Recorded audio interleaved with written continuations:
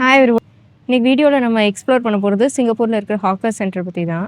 இதை pride of Singapore அப்படின்னே வந்து சொல்லலாம். ஏன்னா அதுக்கு பின்னாடி அவ்வளோ வரலாறு, கல்ச்சர், அதுக்கப்புறம் ஃபுட் ஃப்ளேவர்ஸ் எல்லாமே அடங்கியிருக்கு. அதுவே இந்த பிளேஸை ரொம்ப வந்து ஒரு சிறப்பாக ஆக்கிட்டு இருக்கு. ஸோ இதை பற்றி தான் இன்றைக்கி வந்து பார்க்க போகிறோம். Welcome to Snows Tamil podcast.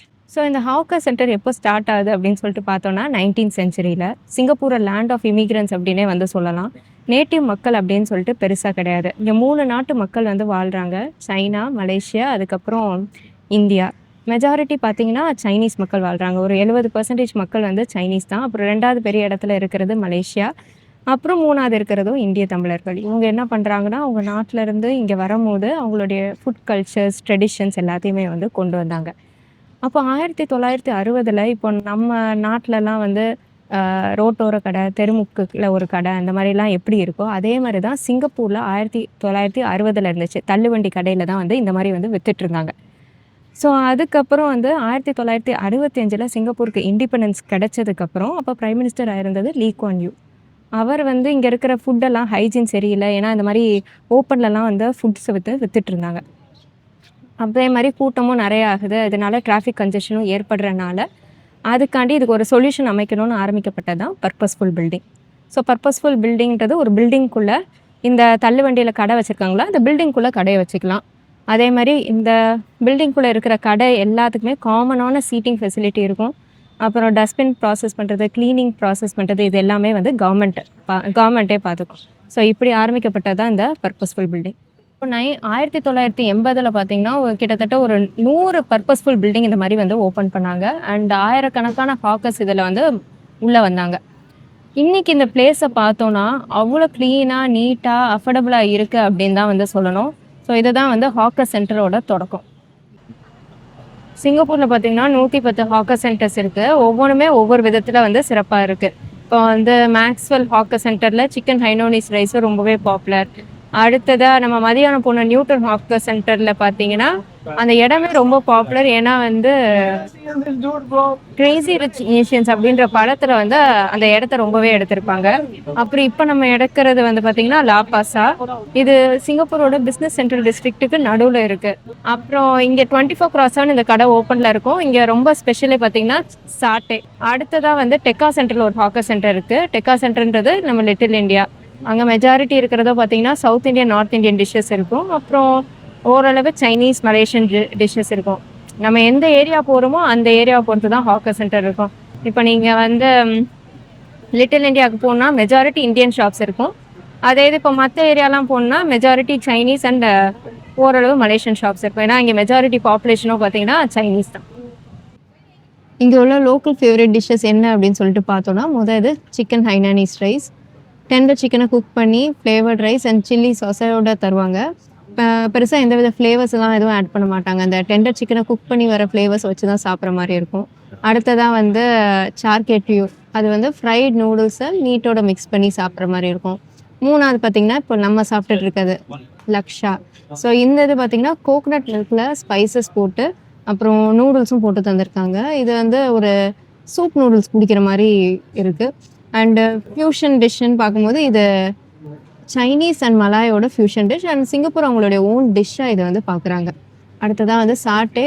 இது முன்னாடியே நம்ம சொன்ன மாதிரி ஸ்டிக்கில் நம்ம என்ன மீட் கேட்குறோமோ, சிக்கனோ, மட்டனோ இல்லை ப்ரானோ, அதை வந்து கிரில் பண்ணி பீனட் சாஸோட டிப்பாக தராங்க. அடுத்து கடைசியாக சில்லி கிராபுமே இது அவங்களுடைய ஸ்வீட் அண்ட் ஸ்பைசியான டிஷ். வெளியில் ரெஸ்டாரண்ட்ஸில் போய் சாப்பிட்டோன்னா எக்ஸ்பென்சிவாக இருக்கும். அதே இங்கே சாப்பிட்டோன்னா 350 450 ரேட்டில் இருக்கும். சிங்கப்பூரில் இருக்கிற ஹாக்கர் சென்டரோ யுனெஸ்கோ ரெகக்னைஸ் சைட். இவங்களுடைய கல்ச்சரோ பார்த்திங்கன்னா யுனெஸ்கோ கல்ச்சரல் ஹெரிட்டேஜ் லிஸ்ட்டில் வந்து ஆட் பண்ணியிருக்காங்க. ஏன்னா 3 டிஃப்ரெண்ட் கம்யூனிட்டிஸ் வந்து ஒன்றிணைந்து வாழ்கிற இடம். சைனீஸ், மலாய், அதுக்கப்புறம் இந்திய தமிழர்கள், இவங்க எல்லாருமே வாழ்கிறாங்க. ஆரம்ப காலத்தில் பிரச்சனை இருந்தாலுமே ஒரு கடைசி 40 வருஷத்தில் ஸ்டேபிளாக இருக்குது அப்படின்னு தான் வந்து சொல்லணும். இங்கே இருக்கிற கரண்ட் பிரசிடெண்ட்டுமே பார்த்திங்கன்னா இந்திய வம்சவழியில் வந்தவர் தான். ஸோ அதனால் இவங்களுடைய ஃபுட்டை கல்ச்சரை வந்து ப்ரொடெக்ட் பண்ணுற ஒரு கமிட்மெண்ட்டை ரொம்பவே காட்டுது. ஸோ ஹாக்கர் சென்டரில் மெயின்டைன் பண்ணுறது ரொம்ப ஈஸியே கிடையாது. ஏன்னா காலையில் 4 மணிக்கே எந்திரிச்சு டிஷ்ஷஸ்லாம் வந்து ப்ரிப்பேர் பண்ணுவாங்க. எல்லா டிஷ்ஷஸுமே பார்த்திங்கன்னா யூனிக்காக இருக்கும். இப்போ நம்ம ரெஸ்டாரண்ட்டில் போனோம்னா நிறைய டிஃப்ரெண்ட் வெரைட்டிஸ் இருக்கிற மாதிரிலாம் வந்து இங்கே இருக்காது. மேக்ஸிமம் எல்லா ஹாக்கர் சென்டர்லேயும் 2 to 3 டிஷ்ஷஸ் இருக்கும். ஒவ்வொரு டிஷ்ஷுலையுமே ஆனால் அவ்வளோ வெரைட்டிஸ் இருக்கும். இப்போ ஒரு உதாரணத்துக்கு ஃப்ரைட் ரைஸில் அவ்வளோ வெரைட்டிஸ் வச்சுருப்பாங்க. ஆனால் கோர் என்னமோ பார்த்தீங்கன்னா வந்து ஃப்ரைட் ரைஸ் தான். அடுத்ததாக பார்த்தீங்கன்னா அப்போ கிச்சன் ஏரியாவும் பார்த்தீங்கன்னா சின்னோண்டு ஒரு கிச்சன் ஏரியா தான் இருக்கும். ஸோ அந்த லிமிட்டட் ஸ்பேஸ்க்குள்ளே அவ்வளோ ஒரு ஹார்ட் ஒர்க்காகவும் இருக்கும், அவ்வளோ யூனிக்காகவும் இருக்கும். அதேமாதிரி நைட் டைம்லேயும் சரி, இல்லை இப்போ இந்த ஆஃப்டர்நூன் டைமில் கூட பார்த்தீங்கன்னா எல்லாரும் அவங்க ஃப்ரெண்ட்ஸு ஃபேமிலின்னு கேங்காக வந்திருப்பாங்க. ஈவன் ட்ராவலர்ஸ் கூட வெளியில் ரெஸ்டாரண்ட்டில் சாப்பிட்றது வந்து எக்ஸ்பென்சிவாக ஃபீல் பண்ணி இந்த ஹாக்கர் சென்டர்ஸை எக்ஸ்ப்ளோரும் பண்ணுறாங்க. ஸோ ஒரு ஃப்ரெண்ட்ஸ் கல்ச்சர் கனெக்ஷனை உருவாக்குற ஒரு பிளேஸாகவும் பார்க்கப்படுது. ஸோ ஹாக்கர் சென்டர் வரோம்னா முக்கியமாக பார்க்க வேண்டியது பீக் ஹார்ஸ் வந்து அவாய்ட் பண்ணுறது நல்லது. ஏன்னா முக்கால்வாசி வந்து இது எல்லா கடைகளுக்கும் காமன் சீட்டிங் ஃபெசிலிட்டி இருக்கிறனால சம்டைம்ஸ் வந்து சீட் கிடைக்காமலே இருக்கும். அடுத்தது வந்து கேஷ் எடுத்துகிட்டு வர்றது ரொம்பவே நல்லது. ஏன்னா இங்கே வந்து நிறைய ஷாப்ஸில் வந்து கார்ட்ஸ் அக்செப்ட் பண்ணிக்க மாட்டாங்க. நம்ம கியூஆர் இல்லாட்டி இங்கே லோக்கல் கார்ட்ஸ் தான் வந்து அக்செப்ட் பண்ணுறாங்க. அடுத்ததாக வந்து டேபிள் ஷேரிங். இப்படி பார்த்தீங்கன்னா ஒரு நீட்டமான டேபிள் போட்டிருப்பாங்க. இதை நம்ம ஷேர் பண்ணுற மாதிரி தான் வந்து இருக்கும். நம்ம ஊர்லலாம் வந்து தனித்தனி டேபிள் இருக்கிற மாதிரிலாம் வந்து இருக்காது. அப்புறம் லாஸ்ட்டாக பார்த்தீங்கன்னா இங்கே ஒரு ட்ரே ரிட்டனுக்குன்னு ஒரு ஏரியா இருக்குது. ஸோ நம்ம சாப்பிட்டு முடிச்சுட்டு அந்த ட்ரே அந்த இடத்துல வச்சு வெஜ் தனியாக நான் வெஜ் தனியான்னு பிரித்து வச்சுருப்பாங்க. நம்ம என்ன சாப்பாடு சாப்பிட்டோமோ அதுக்கேற்ற மாதிரி அந்த இடத்துல போய் வச்சிட வேண்டியதான். ஸோ இன்றைக்கி இப்போ இருக்கிறது பார்த்தீங்கன்னா மேக்ஸ்வெல் ஹாக்கர் சென்டர்.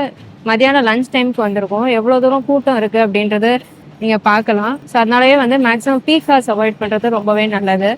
அப்புறம் இங்கே இருக்கிற யூனிக் ஃபீச்சர் அப்படின்னு சொல்லிட்டு பார்த்தோன்னா மிச்லின் ஸ்டார்ஸ் தான். மிச்லின் ஸ்டார் அவார்டு அப்படின்றது உலகத்திலே யூனிக்கான ஃபுட் ஐட்டம்ஸ்க்கு இந்த அவார்டு கொடுப்பாங்க.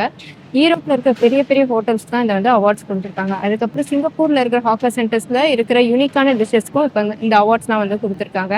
ஸோ நம்ம உலகத்திலே வந்து சீப்பான மிச்லின் ஸ்டார் அவார்ட் ஃபுட் ஐட்டம்ஸ் சாப்பிடணும் அப்படின்னா வர வேண்டிய இடம் இந்த இதுதான், ஹாக்கர் சென்டருக்கு தான். அப்புறம் 120 ரூபாயிலேருந்து இந்த மிச்லின் ஸ்டார் ஃபுட் ஐட்டம்ஸ்லாம் வந்து ஸ்டார்ட் ஆகுது. ஸோ மொத்தத்தில் ஹாக்கர் சென்டர் வந்து ஒரு சாப்பிட்ற இடம் மட்டும் கிடையாது. இங்கே அதனுடைய வரலாறு, அப்புறம் இங்கே ஒர்க் பண்ணுறவங்களுடைய பேஷன், அப்புறம் அந்த கம்யூனிட்டி ஸ்பிரிட் எல்லாத்தையும் வந்து ஒரு உயர்த்துற இடமா தான் வந்து பார்க்கப்படுது. இந்த வீடியோ உங்களுக்கு பிடிச்சிருக்கும்னு நினைக்கிறேன். பிடிச்சிருந்தா கண்டிப்பாக கமெண்ட் பண்ணுங்கள்.